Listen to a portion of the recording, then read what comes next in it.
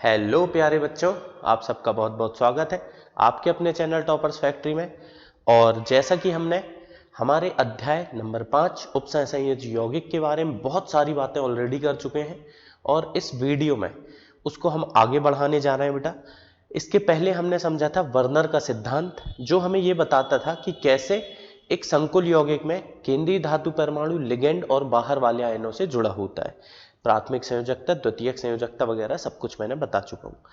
फिर अब हम आगे बढ़ते हैं और उपसहसंयोजी यौगिकों के बंधों को समझने के लिए, उनकी ज्यामिति को समझने के लिए अगले सिद्धांत की मैं बात कर रहा हूं आपसे, जिसका नाम है बेटा संयोजकताबद्ध सिद्धांत या वीबीटी। ये आपने ऑलरेडी कक्षा 11वीं में पढ़ चुके हैं। ये आपने पढ़े थे बेटा, आपका अध्याय नंबर 4 जो था रासायनिक बंध, वहां पर आपने पढ़ा था।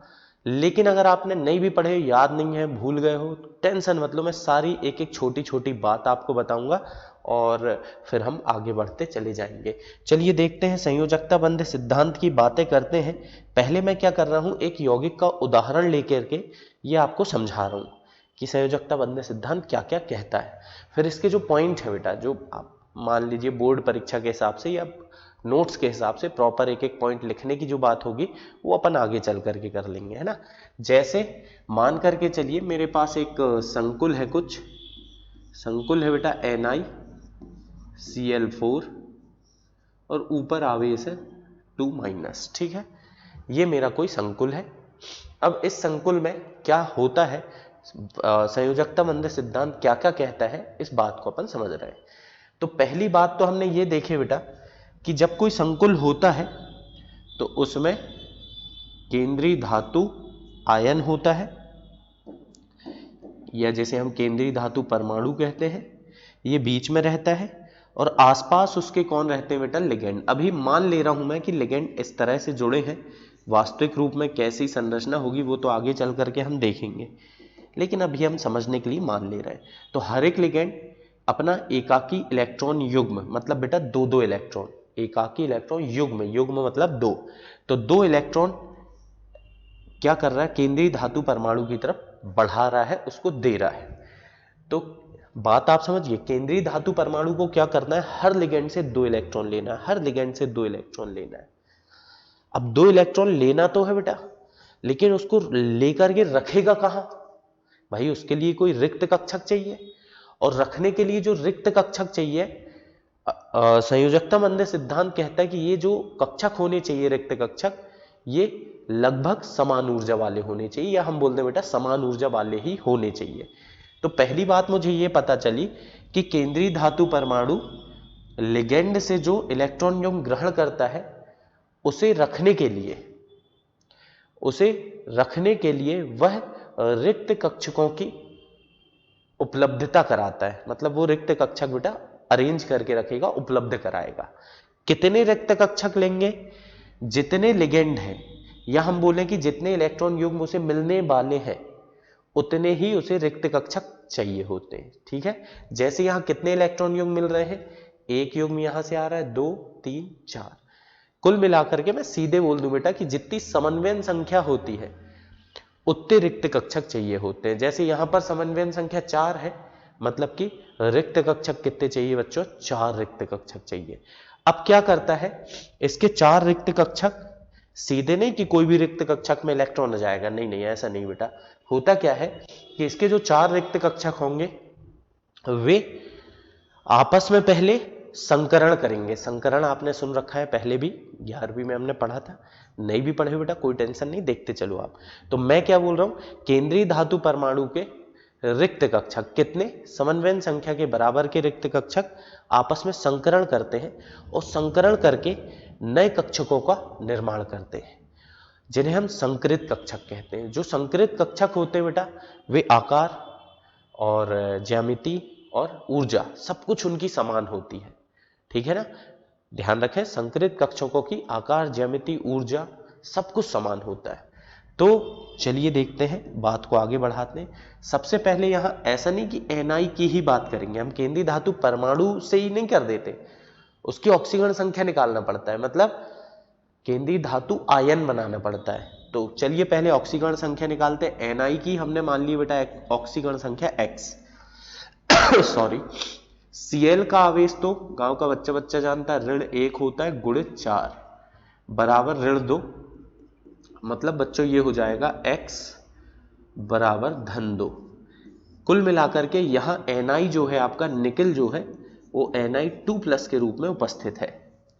क्या इतनी बात समझ में आती है? देखिए आराम से समझिए, मैं आपको पहले समझाने की कोशिश कर रहा हूं, लिख तो अपन लेंगे है ना। तो Ni था जब पहले, तो उसका परमाणु क्रमांक हुआ करता था बेटा 28, ठीक है ना। Ni2+ मतलब 2 इलेक्ट्रॉन चले गए, 2 गए तो इसमें कितने बचे? 26। अब कई जन क्या करते हैं बेटा कि ये 26 का डायरेक्ट इलेक्ट्रॉनिक विन्यास कर लेते हैं, गलत हो जाएगा। आपको कैसे करना है मैं आपको बता रहा हूं। पहले आप 28 का इलेक्ट्रॉनिक विन्यास करिए, फिर उससे 2 इलेक्ट्रॉन निकालिए। क्यों? ऐसा करने से क्या फर्क आएगा, चलिए देखते हैं।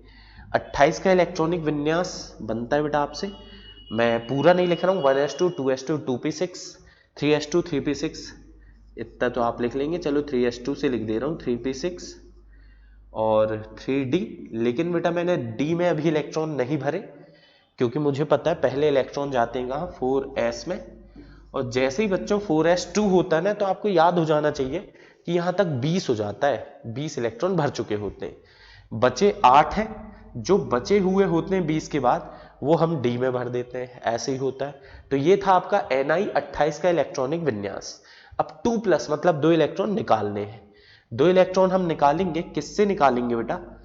4s से। कभी भी इलेक्ट्रॉन जब निकाले जाते हैं तो बाहर से ही इलेक्ट्रॉन निकालना चालू करते हैं हम। तो बाहर से मतलब बाह्य कोश से इलेक्ट्रॉन निकालेंगे। ये 3s2 जीव कहते हो, ये 3p6 जीव कहते हो, 3d8 जीव कहते हो, लेकिन बेटा 4s क्या हो जाएगा? 0। इस तरह से हम 4s से 2 इलेक्ट्रॉन निकालेंगे, ये बन गया Ni2+। बढ़िया है। 4s 0 के बाद 4p 0 लिख सकता हूं क्या मैं? क्यों सर? बेटा देख, भले ही उसमें इलेक्ट्रॉन नहीं, लेकिन 4s के बाद 4p ही तो आएगा ना, 4p कक्षक तो होगा। क्या मैं इसके बाद 4d लिख सकता हूं? लिख सकता हूं बेटा, भले ही इलेक्ट्रॉन नहीं है लेकिन कक्षक तो है। 4 में मतलब चौथे कोश में sp-df चारों होते हैं, तो मैं चारों लिख सकता हूं। अब वो अलग बात है बेटा, जिसकी जरूरत होगी हम उसका उपयोग करेंगे, नहीं होगी तो छोड़ देंगे। अब देखो आप इनको थोड़ा सा अपन इलेक्ट्रॉन भरते हैं। 3d8 जो होता है इसकी शकल देखते हैं बच्चों अपन। 3d8 कुछ इस प्रकार का होता है। d में 5 कक्षक होते हैं, जानते होंगे आप, ठीक है। d में 5 कक्षक होते हैं, 8 इलेक्ट्रॉन भरने, 1 2 3 4 5 6 7 8। पहले हम सिंगल सिंगल इलेक्ट्रॉन भरते हैं, फिर बाद में उनको युग्मन कर देते हैं बेटा, जो कि हमें कितने हुंड का नियम कहता है ना। हुंड के नियम के अनुसार इलेक्ट्रॉन हमने भर दिए। ये तो हो गया बच्चों क्या? 3d8। फिर इसके बाद अगला है 4s0। 4s0 ये बना दिया। 4p0 तो 4p0 बना दिया। क्या मैं 4d0 बनाऊं? तो फिलहाल बेटा मुझे जरूरत नहीं है, इसलिए मैं नहीं बना रहा। चाहूं तो मैं बना सकता हूं, कोई दिक्कत की बात नहीं। चलिए फिर तो अब मुझे क्या मैंने बोला, अणु जो संयोजकता बंध सिद्धांत है मुझसे क्या कहता है बेटा कि जितने उपसंयोजन संख्या है या समन्वयन संख्या है उतने रिक्त कक्षक चाहिए। तो समन्वयन संख्या है 1 2 3 4, तो रिक्त कक्षक चाहिए होंगे 4। 4 खाली कक्षक बेटा वैसे तो ये है 1 2 3 4 4 है, लेकिन यहां पर हमें एक बात समझनी होगी। अब ये वाले 4 उपयोग में आएंगे या बेटा यहां का कोई खाली होगा, ये निर्भर करेगा तेरे लिगेंड की प्रकृति पर। लिगेंड जो होते हैं ना, इसको यहां पर हम 2 प्रकार के लिगेंडों में वर्गीकृत कर देंगे। लिगेंड को हम 2 प्रकार से समझ सकते हैं। एक को हम बोलते हैं प्रबल क्षेत्र लिगेंड, प्रबल क्षेत्र लिगेंड, और दूसरे को बोलते हैं दुर्बल क्षेत्र लिगेंड, दुर्बल क्षेत्र लिगेंड। वैसे तो इनके बारे में ज्यादा बात होती है जब हम क्रिस्टल क्षेत्र सिद्धांत समझते हैं, लेकिन बच्चों क्योंकि मुझे वीबीटी को समझने के लिए भी इनकी आवश्यकता है, इसलिए मैं यहां पर इनकी बात कर रहा हूं। कुछ लिगेंड होते हैं, लिगेंड मतलब सामान्यतः बेटा ऋणायन होता है, तो उनका आसपास कुछ ना कुछ क्या बन जाता है, विद्युत क्षेत्र बन जाता है। जैसे आपने फिजिक्स में पढ़े होंगे कि एक ऋण आवेश है तो आसपास उसका कुछ ना कुछ विद्युत क्षेत्र बन जाता है। तो कुछ लिगेंड है जो प्रबल क्षेत्र बनाते, कुछ लिगेंड है जो दुर्बल क्षेत्र बनाते। याद कैसे करेंगे सर? याद करने की टेंशन मत लो, मैं ट्रिक वगैरह बताऊंगा बेटा, जितनी जरूरत है सारी बातें करूंगा। अभी तो आप बात को समझो। अगर कोई प्रबल क्षेत्र लिगेंड होता, ऐसा लिगेंड होता जिसका विद्युत क्षेत्र प्रबल होता, तो वो इस इलेक्ट्रॉन की, इन इलेक्ट्रॉन का युग्मन करा देता, मतलब इसको यहां से उठा के इधर फेंक देता बेटा। और अगर ये इधर से इधर फेंक देता तो इसका ये एक कक्षक हो जाता खाली, ये कक्षक खाली हो जाता है, तो अब संकरण में ये भाग लेता, ये लेता और दो यहां के लेते, 4 चाहिए टोटल। तो लेकिन अगर प्रबल क्षेत्र लिगेंड होता, और अगर दुर्बल क्षेत्र लिगेंड होगा तो वह इस युग्मन को नहीं करा पाएगा, बेचारा कमजोर है। मजबूत रहा तो उठा के फेंक देगा इसको यहां, लेकिन दुर्बल क्षेत्र लिगेंड रहा तो फिर वो युग्मन नहीं करा पाएगा। और बच्चों मैं आपको बता दूं, यहां पर जो लिगेंड है Cl आपका एक दुर्बल क्षेत्र लिगेंड है। Cl क्या है? आपका एक दुर्बल क्षेत्र लिगेंड है।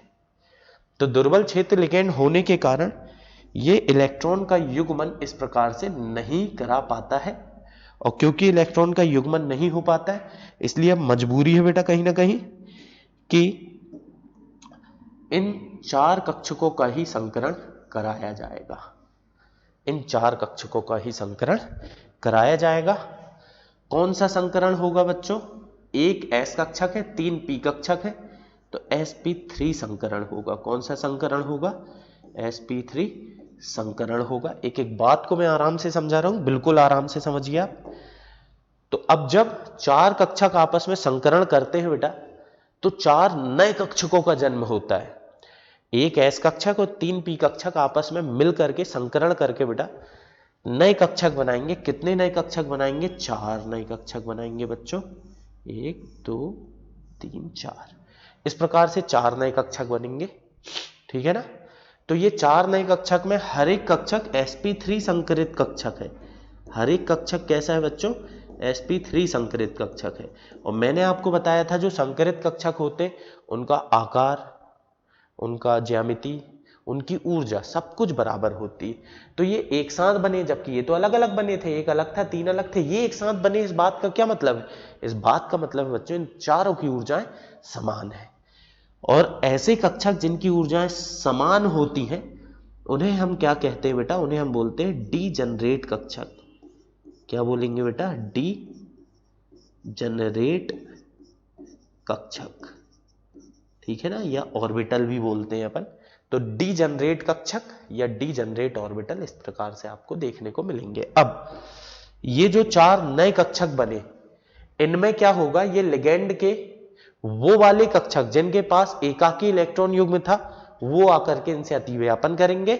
यानी कि ये हर एक Cl के जो इलेक्ट्रॉन युग्म जो Cl दे रहा है वो यहां पर ये आसानी से रख लेगा। और इस तरह से, फिर से सुनना बेटा, जब ये 4 रिक्त कक्षक तैयार हो जाएंगे, धातु आयन का काम है बेटा, उसका धर्म है, उसकी ड्यूटी है कि वो 4 हमेशा नहीं, जितनी समन्वयन संख्या है, जितने उपसंयोजी बंध बनना है, उतने नए कक्षक तैयार करके दे, खाली कक्षक, रिक्त कक्षक तैयार करके दे। और जैसे ही उनने आवश्यकता के अनुसार रिक्त कक्षक तैयार करके दे दिया, तो उससे Cl के यानी कि लिगेंड के वे वाले कक्षक जिनके पास एकाकी इलेक्ट्रॉन युग्म है, वे आकर के इनसे अतिव्यापन करेंगे और बढ़िया सा उपसंयोजी बंध इस प्रकार से बन जाएगा। आती बेटा बात समझ में? इस प्रकार से VBT यही कहता है। तो चलिए, ये तो मैंने आपको थोड़ा सा अभी पहले बताया। बहुत बातें करेंगे हम, ऐसे नहीं कि इतनी सी बात है, बातें तो बहुत सारी बेटा मेरे पास। तो पहले अपन इसकी थोड़ी सी थ्योरी वगैरह पढ़ लेते, आप प्रॉपर नोट्स बनाते चलिए साथ साथ, और फिर अपन इसके बारे में डिटेल में तो चलेंगे ही अभी, है ना। तो संयोजकता बंध सिद्धांत, इस सिद्धांत के अनुसार क्या कहा जाता है बेटा? केंद्रीय धातु परमाणु में लिगेंड के द्वारा दिए जाने वाले इलेक्ट्रॉन के जोड़ों हेतु, इलेक्ट्रॉन के जोड़ों हेतु मतलब बेटा इलेक्ट्रॉन के युग्म हेतु, है ना, ध्यान रखें, यहां इलेक्ट्रॉन के युग्म भी लिख सकते हो आप। तो इलेक्ट्रॉन के युग्मों हेतु उपयुक्त संख्या में, उपयुक्त संख्या मतलब जितने इलेक्ट्रॉन युग्म आने वाले हैं उतनी संख्या कुल मिलाकर के बेटा समन्वयन संख्या के बराबर लगभग समान ऊर्जा युक्त रिक्त कक्षक होने चाहिए। ठीक है ना, मतलब केंद्रीय धातु परमाणु में लिगेंड द्वारा दिए जाने वाले, सभी लिगेंडों द्वारा दिए जाने वाले एकाकी इलेक्ट्रॉन युग्म, एकाकी इलेक्ट्रॉन युग्म के लिए समान उतनी ही संख्या में, मतलब बेटा एक उपयुक्त संख्या में, समन्वयन संख्या के बराबर संख्या में रिक्त कक्षक होने चाहिए, ये ऐसा कह रहा है। और ये जो रिक्त कक्षक होने चाहिए ये लगभग समान ऊर्जा के होने चाहिए। दूसरी बात, जिसके लिए केंद्रीय धातु परमाणु समन्वयन संख्या के बराबर परमाणु कक्षकों के संकरण से समान ऊर्जा वाले संकरित कक्षक बनाते हैं। अब ये क्या हो गया यार, सुन आराम आराम से पढ़ बेटा।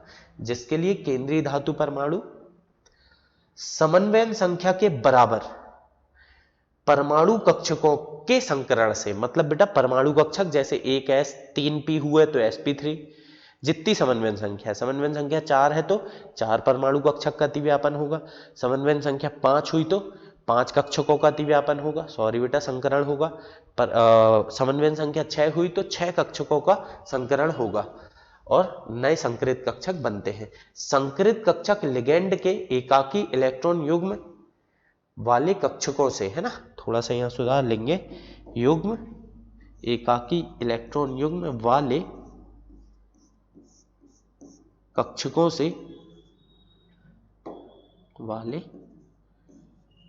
से, अतिव्यापन करते हैं तथा उपसहसंयोजी बंध बनाते हैं। यही बात तो बेटा मैंने अभी तक किया, कोई नई बात थोड़ी कर रहा हूं मैं, यही सब तो मैंने आपको समझाया हूं। चलिए फिर तो देखते हैं, यहां पर इस बात को हम समझते हैं कि कक्षकों की संख्या कितनी होगी तो संकरण कौन सा होगा और उसके आधार पर ज्यामिति क्या होगी। ये अच्छी इंपॉर्टेंट बात है बेटा। अगर कक्षकों की संख्या, कौन से कक्षकों की संख्या बेटा, एकाकी इलेक्ट्रॉन युग्म वाले कक्षकों की संख्या 2 हुई, समझना बेटा, या हम बोले कि जो रिक्त कक्षक है उनकी संख्या, मान लो बात तो वही है, जितने एकाकी इलेक्ट्रॉन युग्म आने वाले हैं उतनी संख्या बोलो, या जितने रिक्त कक्षक है उतनी संख्या, क्योंकि जितने एकाकी इलेक्ट्रॉन युग्म आएंगे उतने ही तो रिक्त कक्षक चाहिए ना, ताकि वो एकाकी इलेक्ट्रॉन युग्म को रख पाए। अगर कक्षकों की संख्या 2 हुई तो संकरण होगा बेटा sp।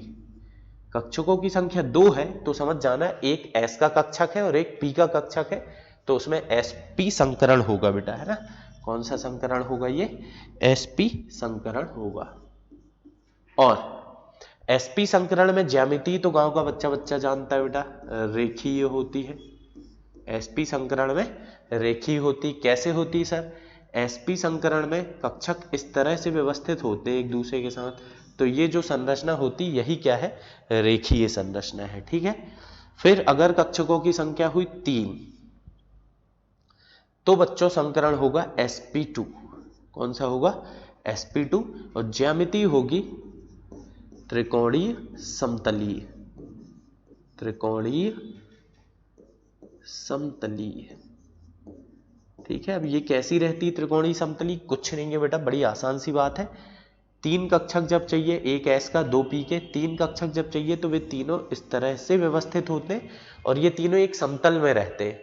तो इस प्रकार की ज्यामिति को हम क्या बोलते हैं, त्रिकोणीय समतलीय ज्यामिति। इसको क्या बोलेंगे बच्चों अपन, त्रिकोणीय समतलीय ज्यामिति। फिर चलिए आगे बढ़ते हैं, अपन बात करते हैं हम, अगर मान लीजिए कक्षकों की संख्या 4 हुई तो बेटा कक्षकों की संख्या 4 होने पर अलग अलग 2 प्रकार के संकरण हो सकते हैं। या तो बच्चों संकरण होगा sp3 या तो संकरण होगा dsp2। ठीक है ना, आप चिंता ना करें, मैं अभी पूरी बातें करूंगा, अभी तो शॉर्ट में बता रहा हूं आपको। sp3 या तो dsp2। sp3 में ज्यामिति होगी आपकी चतुष्फलकीय। कौन सी होती है बेटा, चतुष्फलकीय। और वही dsp2 में होती है वर्गाकार ज्यामिति। कैसी होती बच्चों, वर्गाकार ज्यामिति। तो कक्षकों की संख्या अगर 4 है तो वहां पर sp3 संकरण भी हो सकता है या dsp2 संकरण भी हो सकता है। एक बात थोड़ी सी यहां ऐड कर ले, इस कक्षकों की संख्या की जगह ना कोष्टक में समन्वयन संख्या भी लिख लें आप, क्योंकि कक्षक उतने ही चाहिए है। रिक्त कक्षक कितने चाहिए? जितनी समन्वयन संख्या है। तो यहां पर आप समन्वयन संख्या भी लिख लें, है ना।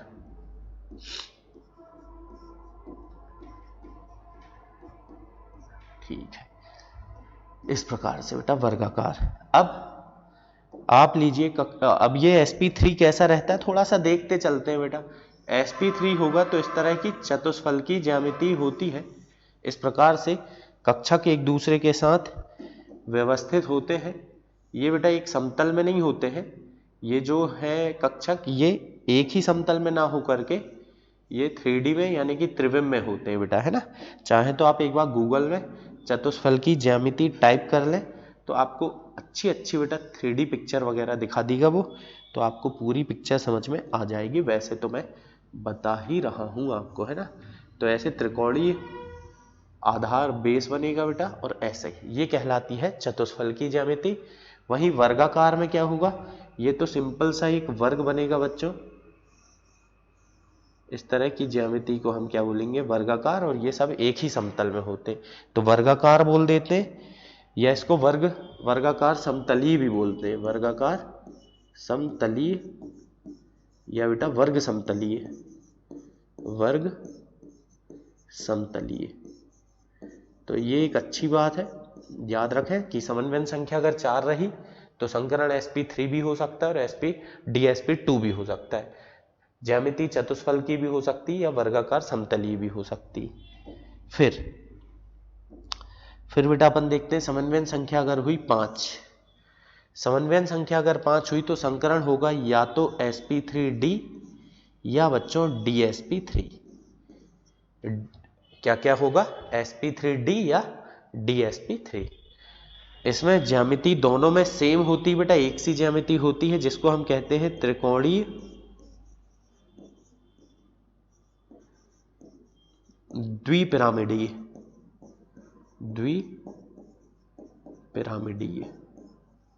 त्रिकोणीय द्विपिरामिडीय ज्यामिति होगी। फिर वही समन्वयन संख्या अगर 6 हुई तो इसमें भी 2 केस बन सकते हैं। एक हो सकता है आपका sp3d2 संकरण और दूसरा हो सकता है बच्चों d2sp3 संकरण। दोनों ही केस में जो ज्यामिति होगी बेटा वो होगी अष्टफलकीय। कैसी होगी, अष्टफलकीय। तो इतने संकुल आपको सामान्यतः देखने को मिलते हैं। अब ये त्रिकोणीय द्विपिरामिडीय कैसा होता है इसको भी थोड़ा सा अपन देखते हैं पहले, लेकिन एक बार मैं डिस्कस कर लूं। अगर समन्वयन संख्या हुई 2, मतलब कि 2 उपसंयोजी बंध बनाना है तो 2 ही कक्षक आपस में संकरण करेंगे, जिसको हम बोलते हैं sp संकरण। कौन सा संकरण बेटा, sp संकरण। ज्यामिति होती रेखीय। अगर समन्वयन संख्या रही 3, sp2 त्रिकोणीय समतलीय। समन्वयन संख्या 4 होने में 2 संकरण संभव है, एक sp3 और एक होता है बेटा dsp2। अगर sp3 रहा तो वह चतुष्फलकीय होगा और dsp2 रहा तो ये थोड़ा सा मैं साफ कर देता हूं, तो वर्गाकार समतलीय रहेगा। ठीक है ना। इतना थोड़ा थोड़ा आपको बेटा पता होना चाहिए। वैसे तो कक्षा 11वीं से जुड़े हुए टॉपिक है। फिर अगर समन्वयन संख्या 5 हुई तो संकरण होगा sp3d या dsp3। कभी कभी बेटा बाहर वाला d भी यूज होता है, कभी कभी अंदर वाला d। तो उस हिसाब से त्रिकोणीय द्विपिरामिडीय ज्यामिति होगी। और अगर समन्वयन संख्या 6 है तो संकरण sp3d2 भी हो सकता है और d2sp3 भी हो सकता है, और ज्यामिति अष्टफलकीय ही होती है। ठीक है ना। तो इस तरीके से इन चीजों को आप याद कर सकते हैं। अब त्रिकोणीय द्विपिरामिडीय थोड़ा सा बेटा अपन कोशिश करते हैं देखने की कि त्रिकोणीय द्विपिरामिडीय कैसा होता है। त्रिकोणीय मतलब ये एक समतल में इस तरह की त्रिकोणीय ज्यामिति में 3 संकरित कक्षक रहेंगे। ठीक है बेटा। अब एक रहेगा इसके ऊपर ऐसा लंबवत बाहर की तरफ, आपके फेस की तरफ, है ना। तो अब इसको एक काम करें, हम थोड़ा सा आपको दिख सके इसलिए थोड़ा ऐसा घुमा देते हैं बेटा अपन कहीं ना कहीं, है ना, ऐसा। तो ये हो गया आपका त्रिकोणीय जो कि एक समतल में बना है। अब देखिए एक ऐसा ऊपर की तरफ लंबवत होगा बेटा, ये बाहर की तरफ है, ये ऐसा इस समतल में नहीं है, बोर्ड के प्लेन में नहीं है, ये बाहर की तरफ आपके चेहरे की तरफ। और एक नीचे बोर्ड के पीछे की तरफ, इस तरह का होता है। तो अगर आप इसकी ज्यामिति को देखना चाहते हैं तो आप इनको मिलाइए, तो आपको एक त्रिकोणीय समतलीय मिलता है बेटा, है ना। और साथ में अब आप क्या करिए, इसको ऊपर वाले को मिलाइए तो एक पिरामिड मिलेगा आपको। क्या मिलेगा बच्चों? एक पिरामिड। ऐसे ही फिर आप नीचे वाले को मिलाइए तो आपको दूसरा पिरामिड मिलेगा। इसलिए इसको हमने बोले त्रिकोणीय द्विपिरामिडीय, एक पिरामिड ऊपर और एक पिरामिड बेटा नीचे बन जाएगा। जबकि अष्टफलकी कैसा होता है, चलिए उसको भी देखते हैं। अष्टफलकी में 4 जो कक्षक है, कितने कक्षक बेटा? 4 कक्षक जो है वो तो एक ही समतल में होते हैं। 4 कक्षक इस तरह से बेटा एक ही समतल में होते हैं ऐसे, और 2 कक्षक इनके लंबवत होते हैं। 2 कक्षक, एक ऐसा बाहर की तरफ आपके चेहरे की तरफ बेटा, और एक उसके पीछे के साइड, यानी एक बोर्ड के बाहर और एक बोर्ड के अंदर की तरफ। अगर इस ज्यामिति को आप देखना चाहते हैं तो देख सकते हैं। पहले आप क्या करिए, इन चारों को मिलाइए तो आपको एक वर्गाकार ज्यामिति मिलेगी, ठीक है ना। इस तरह की एक वर्गाकार ज्यामिति मिलेगी। और फिर इसके साथ ऊपर वाले को मिलाएंगे इस तरह से बेटा, ऊपर वाले को मिलाएंगे। ये 3D में है, थोड़ा सा ध्यान से समझें। और फिर इसी प्रकार से नीचे वाले को मिलाएंगे तो हमें ये अष्टफलकी ज्यामिति प्राप्त होगी। क्या बोलेंगे बच्चों इसको अपन? अष्टफलकी ज्यामिति। आती बात समझ में? इस प्रकार की होती है आपकी अष्टफलकी ज्यामिति। चलिए फिर अब आगे बढ़ते हैं हम और कुछ कुछ बातें करते हैं बेटा अच्छी अच्छी। सबसे पहले हम यहां पर देखते हैं कि अगर समन्वयन संख्या 6 है, समन्वयन संख्या को बेटा CN लिख रहा हूं मैं, कोऑर्डिनेशन नंबर बोलते हैं इसको। तो समन्वयन संख्या 6 है तो हमने बोला 2 प्रकार का संकरण संभव है, ठीक है ना। समन्वयन संख्या 6 होने पर 2 प्रकार का संकरण संभव। ज्यामिति कैसी होगी? ज्यामिति तो पक्की बात है बेटा अष्टफलकीय होगी, लेकिन संकरण 2 प्रकार का हो सकता है। एक होता है आपका D2sp3 संकरण और दूसरा बेटा कहीं ना कहीं sp3d2 संकरण होता है, ठीक है। तो अब इनमें क्या अंतर है, थोड़ा सा इसकी बात मैं करूं, कैसे ये D2sp3 sp3d2 क्या चक्कर है देखते हैं। जैसे मान के चलिए आपके पास है FeCN6 4-, ठीक है बेटा। ये एक उदाहरण लिया। वही दूसरा उदाहरण मैंने लिया, कुछ ले लिया बेटा अपन ने COCl या CO NH36 2+, ये ले लिया। अब इसको थोड़ा सा समझते हैं क्या क्या चक्कर है इसमें। देखिए इसमें Fe जो है केंद्रीय धातु परमाणु है, इसकी ऑक्सीकरण संख्या आप निकालिए x (1 ऋण 6) (1 गुणित 6 बराबर ऋण 4), तो आपको ये मिलेगी (2). अब आप Fe का इलेक्ट्रॉनिक विन्यास करिए, क्या होता है बेटा? 26 इसका परमाणु क्रमांक है। सीधे आप कर लोगे 3d6 आएगा, 4s2 4p0 और 4d0। 4p 4d लिख रहे हैं बेटा, जरूरत पड़ेगी तो यूज करेंगे, नहीं पड़ेगी तो कोई बात ही नहीं है। अब देख क्या कर रहे हैं, तुझे तो चाहिए Fe 2+, मतलब बेटा 2 निकाल दे। कभी भी इलेक्ट्रॉन निकालना मैंने आपको सिखाया कि बाहर से ही इलेक्ट्रॉन निकाले जाते हैं। अगर यहां रहते तो यहां से निकलते, फिलहाल यहां है तो ये तो 3d6 ज्यों का त्यों रहेगा, और रहेगा बेटा 4s0 4p0 4d0, ठीक है। अब इसको अपन थोड़ा सा बनाते हैं। 3d6 अगर आप बनाना चाहते हैं तो कैसे बनाएंगे? 5 कक्षक होते हैं, 1 2 4 5 6, ठीक है। 4s0 ये था आपका 3d6, फिर है 4s0 और फिर बेटा 4p0। p में 3 कक्षक होते हैं, आई होप आप ये जानते हो। तो अब इसमें होगा क्या, सॉरी, जब इस तरह से इलेक्ट्रॉन भरे जाएंगे तो अब मैंने आपको बताया कि ये इलेक्ट्रॉन कूद के यहां आ सकता है, मतलब इलेक्ट्रॉन का युग्मन संभव है बेटा। अब ये युग्मन कब होता है? जब तेरा लिगेंड होगा एक प्रबल क्षेत्र लिगेंड। अगर दुर्बल क्षेत्र लिगेंड रहता ना, दुर्बल क्षेत्र लिगेंड रहता तो उसमें युग्मन नहीं हो पाता। दुर्बल क्षेत्र लिगेंड अगर होता तो बेटा इनका युग्मन नहीं हो पाता, और युग्मन नहीं हो पाता तो हमें 4D भी बनाना पड़ता और वही कक्षक भाग लेते। लेकिन फिलहाल क्या है, CN तेरा एक प्रबल क्षेत्र लिगेंड है। CN कैसा है बेटा तेरा, CN याद रखना, CN माइनस तुम्हारा है प्रबल क्षेत्र लिगेंड, है ना, प्रबल क्षेत्र लिगेंड। आपको भी याद हो जाएगा बेटा धीरे धीरे, आप टेंशन मत लीजिए, बहुत सारी बातें हैं मेरे पास आपको बताने के लिए। फिर प्रबल क्षेत्र लिगेंड होता है तो मैंने आपको बताया कि ये इस इलेक्ट्रॉन को बेटा युग्मन यहां करा देगा और इसको उठा के यहां फेंक देगा। मतलब प्रबल क्षेत्र लिगेंड ना इन अयुग्मित इलेक्ट्रॉनों का युग्मन करा देता है। क्या करा देगा बच्चों, युग्मन करा देगा। चलिए देखते हैं क्या शक्ल रहेगी इसकी। 3D 6 तो रहेगा, लेकिन 1 2 ये है, ये इलेक्ट्रॉन जब इधर आ गया तो ये भी युग्मन हो गया, ये इधर आ गया तो ये भी युग्मन हो गया, और बाद में है 4s0 और 4p0। अब देखो बच्चों समन्वयन संख्या 6 है, इसका मतलब कि 6 एकाकी इलेक्ट्रॉन युग्म आएंगे, तो जो कक्षक चाहिए है रिक्त कक्षक वो भी 6 ही चाहिए है।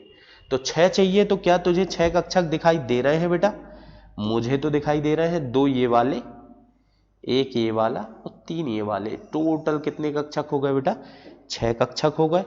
अब क्योंकि अंदर वाले D कक्षक भाग ले रहे हैं, संकरण में देखिए आप ध्यान से, अंदर वाले ये 2 D कक्षक, तो D अंदर वाले हैं तो इसको लिखूंगा D2। क्या लिखूंगा बेटा, D2। फिर S कक्षक है और P में 3, तो ये होगा D2sp3 संकरण। क्या कहलाएगा बेटा ये, D2sp3 संकरण। अब जब D2sp3 संकरण होता है तो बच्चों नए कक्षक कितने बनते हैं, नए कक्षक बनेंगे 6। देखिए जितने कक्षक मिलते हैं उतने ही नए कक्षक बनेंगे, तो इससे नए कक्षक बनाए जाएंगे कितने बच्चों, 6। अब ये 6 एक साथ क्यों बन रहे हैं सर, यहां तो अलग अलग थे। उसका कारण समझ बेटा, कारण यह है कि संकरण से जो नए कक्षक बनते हैं उनकी ऊर्जा समान होती, इसलिए इनको एक साथ बनाए हैं, और इनको हम बोलते हैं क्या, डीजनरेट कक्षक। क्या बोलते हैं बच्चों, डीजनरेट कक्षक।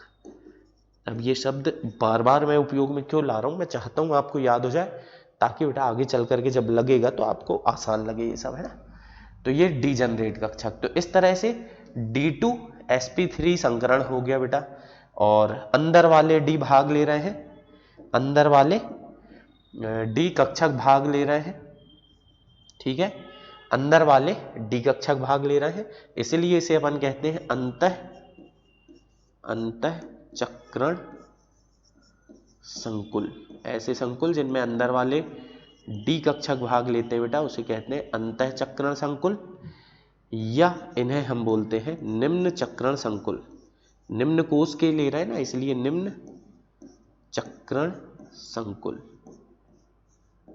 तो आप याद रखें अंतःचक्रण संकुल या निम्न चक्रण संकुल क्या कहलाता है बच्चों, ये जब किसी संकरण में अंदर वाले आंतरिक कोश के n-1 कोश के D कक्षक भाग लेते तो उसे अंतःचक्रण संकुल या निम्न चक्रण संकुल कहते हैं। चलिए फिर, बहुत बढ़िया है बेटा। अब हम बात करते हैं sp3d2 का केस देखते हैं, ठीक है ना। लेकिन उसके लिए ये जो एग्जाम्पल लिया हमने गड़बड़ हो जाएगा, आपको यहां ले लेना है बेटा, आप ले लीजिए यहां पर H2O, या एक काम करिए आप ले लीजिए Cl, है ना। बाकी बातें मैं बताऊंगा कि ऐसा क्यों है, मैं कुछ भी बदल के कैसे कर रहा हूं, सब आपको आगे चल के आप खुद भी बता दोगे बेटा कि कहाँ कौन सा लिगेंड आ सकता है और कहाँ कौन सा नहीं आ सकता। ये है आपका Cl, है ना।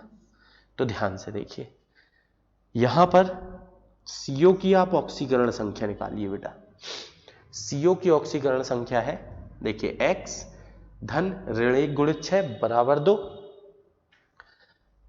तो CO की ऑक्सीकरण संख्या होगी यहां पर x बराबर कितनी आ जाएगी बेटा, 8 आ जाएगी। अरे यार ये तो गड़बड़ हो जाएगा, 8 आ जाएगी तो संभव ही नहीं है ऐसा तो, है ना। तो यहाँ पर हमें लिगेंड बदलना चाहिए। हम लिगेंड ले लेते हैं बेटा, यहाँ H2O ही ले लेते हैं, चलिए ठीक है। हाँ, तो यहाँ पर CO की ऑक्सीकरण संख्या अब आप निकालिए तो आएगी बच्चों कितनी, +2। ठीक है, कैसे आएगी, x धन 0, उदासीन लिगेंड है 0 गुणित 6 बराबर धन 2, तो 2 आ जाएगी। CO का परमाणु क्रमांक आपको पता है 27 होता है, ठीक है ना।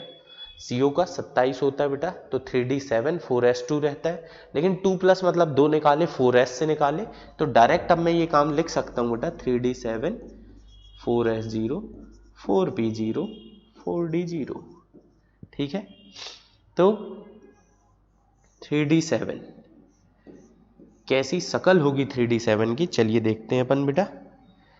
1 2 3 4 5 6 7 4s0 4s0 4p0 और इसके बाद बच्चों 4d0 भी आ ही जाएगा, है ना। हाँ तो देखिए थोड़ा सा टेक्निकल एरर आ गया था, चलिए कंटिन्यू करता हूँ मैं इस बात को। 4p0 और 4d0 ये हमने भर लिया बेटा। अब आपको मैं बता दूं यहाँ पर कि जो H2O है, H2O एक दुर्बल क्षेत्र लिगेंड है। क्या है बेटा, दुर्बल क्षेत्र लिगेंड। तो दुर्बल क्षेत्र लिगेंड होने के कारण ये युग्मन नहीं करा पाएगा, मतलब इस इलेक्ट्रॉन को यहां नहीं भेज पाएगा, और इलेक्ट्रॉन का युग्मन संभव नहीं है बेटा। अब क्योंकि युग्मन नहीं हो पा रहा है, इसीलिए अंदर वाले डी कक्षक तो मुझे संकरण के लिए उपलब्ध है ही नहीं। ऐसी स्थिति में मुझे बाहर वाले 2 डी कक्षक ही लेने पड़ते हैं संकरण के लिए। और बच्चों ऐसे में जो संकरण है हमारा, S का एक कक्षक, P के 3 और D के 2 कक्षक करते हैं, और sp3d2 संकरण कहलाता है। ठीक है, अब बाह्य कोश के D कक्षक उपयोग में आ रहे हैं, तो इसीलिए इसे हम बाह्य चक्रण संकुल कहते हैं, बाह्य चक्रण संकुल। या बच्चों क्योंकि यहां पर D की कक्षक की संख्या अधिक है, तो अधिक कक्षक की संख्या होने के कारण, मतलब क्योंकि बाहर का D उपयोग में ला रहे हैं, इसीलिए इसे हम उच्च चक्रण संकुल भी कहते हैं। क्या कहते हैं बच्चों, उच्च चक्रण संकुल। तो आपको ये कुछ छोटी मोटी जानकारी मैंने दिया। अब एक और बात मैं करना चाहता हूं। अगली बात क्या है बेटा, कि इसमें जब हमने देखा एक भी अयुग्मित इलेक्ट्रॉन नहीं थे, युग्मन हो गया था सबका। अयुग्मित इलेक्ट्रॉन जिसमें नहीं होते हैं उसे हम कहते हैं बेटा, अयुग्मित इलेक्ट्रॉन नहीं होते तो उसे हम कहते हैं प्रतिचुंबकीय। क्या बोलते हैं बेटा, प्रतिचुंबकीय। जबकि जिसमें अयुग्मित इलेक्ट्रॉन है, जैसे यहां देखिए आप, यहां पर 3 अयुग्मित इलेक्ट्रॉन, तो अयुग्मित इलेक्ट्रॉन होने के कारण ये कैसा होगा, अनुचुंबकीय। तो ये भी एक अच्छी बात है कि चुंबकीय गुण आप पहचान सकते हो कि कौन सा संकुल अनुचुंबकीय है और कौन सा प्रतिचुंबकीय। जो हम वर्नर के सिद्धांत से नहीं बता पा रहे थे, वो हमें अपने संयोजकता बंध सिद्धांत से समझा सकते हैं। तो चलिए बेटा 1-2 पॉइंट और अपन देखते हैं आगे के। अगला पॉइंट आपके सामने ये रहा, क्या कह रहा है बेटा, देखते हैं। संकरण प्रक्रिया में बाह्य डी कक्षक तथा आंतरिक डी कक्षक भाग ले सकते हैं, बता चुका हूं मैं आपको। यदि संकरण में बाह्य डी कक्षक भाग लेते हैं तो संकुल को बाह्य कक्षक संकुल या उच्च चक्रण संकुल, बाह्य कक्षक संकुल या उच्च चक्रण संकुल कहते हैं। जबकि यदि संकरण में आंतरिक डी कक्षक भाग लेते हैं बेटा, तो संकुल को आंतरिक कक्षक संकुल, मतलब अंदर वाले कक्षक का संकुल, वहां बेटा थोड़ा सा मिस्टेक हो गई, आंतरिक चक्रण संकुल लिख दिया मैंने आप सुधार के आंतरिक कक्षक संकुल, या इसी को निम्न चक्रण संकुल कहते हैं। ठीक है, अब 1-2 बातें और हैं जो यहां पर नहीं है, वो मैं लिख देता हूं। 5वां पॉइंट अपन लिख सकते हैं बच्चों, क्या लिख सकते हैं 5वां पॉइंट, कि यदि केंद्रीय धातु परमाणु में, केंद्रीय धातु परमाणु में, केंद्रीय धातु आयन लिखे ज्यादा सही होगा बेटा, परमाणु भी लिख सकते हैं लेकिन फिलहाल यहां आयन की बात चल रही है इसलिए आयन ही लिखूंगा मैं। तो यदि केंद्रीय धातु आयन में अयुग्मित इलेक्ट्रॉन उपस्थित होता है, अयुग्मित इलेक्ट्रॉन उपस्थित होता है, उपस्थित होता है, तो संकुल अनुचुंबकीय होता है, अनुचुंबकीय होता है। अनुचुंबकीय होना मतलब बेटा आप पढ़े हो कई बार, ये टॉपिक आता है, चुंबकीय क्षेत्र में आकर्षित होना है ना, तो अनुचुंबकीय होता है। जबकि अयुग्मित इलेक्ट्रॉन अनुपस्थित होने पर, अयुग्मित इलेक्ट्रॉन अनुपस्थित होने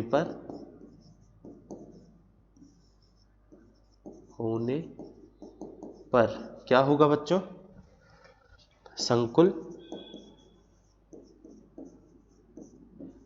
प्रतिचुंबकीय होता है, प्रतिचुंबकीय होता है। ठीक है, तो ये तो बेटा अभी हमने VBT यानी कि संयोजकता बंध सिद्धांत की बातें की हैं, लेकिन बहुत देर से मैं आपको सिखाना चाह रहा हूं कि कब दुर्बल क्षेत्र लिगैंड होगा, कब प्रबल क्षेत्र लिगैंड होगा, है ना। तो चलिए उसको भी देखते हैं हम। लिगैंड के विद्युत क्षेत्र का क्रम, विद्युत क्षेत्र का क्रम। तो देखो बेटा, अगर आप केवल बोर्ड परीक्षा की तैयारी कर रहे हैं, बहुत ज्यादा नहीं, आपको मैं बोलूंगा छोटे रूप में समझो आप इसको। अगर कार्बन दाता परमाणु होता है, दाता परमाणु कौन होता है, कार्बन, तो ऐसे में प्रबलता सबसे अधिक होती है, मतलब कि उसका विद्युत क्षेत्र बहुत अधिक प्रबल है। ऐसे लिगैंड जिनका दाता परमाणु कार्बन होगा वे प्रबल क्षेत्र लिगैंड कहलाएंगे। फिर नाइट्रोजन दाता परमाणु होने पर थोड़ा सा दुर्बल हो जाता है, लेकिन अभी भी प्रबल ही मान के चलते हैं अपन। लेकिन ऑक्सीजन दाता परमाणु अगर होगा तो बेटा दुर्बल क्षेत्र लिगैंड बन जाएगा। और हैलोजन दाता परमाणु, हैलोजन दाता परमाणु अगर होगा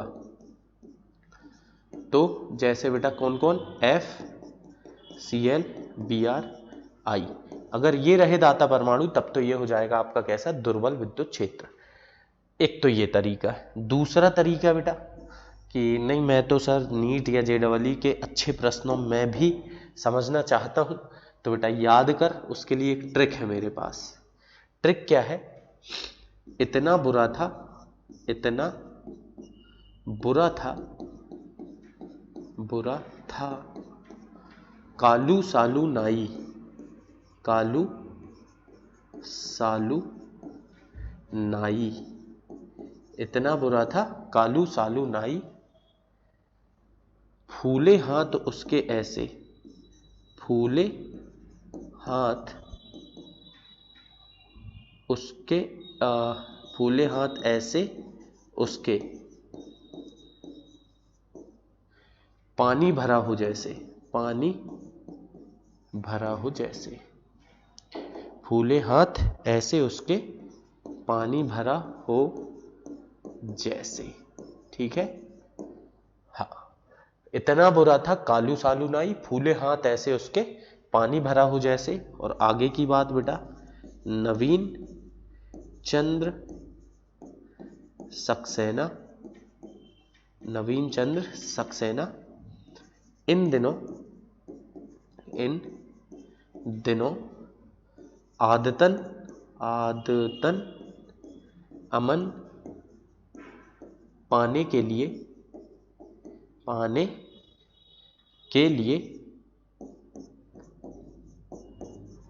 नौसेना कोर्ट के चक्कर काट रहा है, कोर्ट के चक्कर काट रहा है।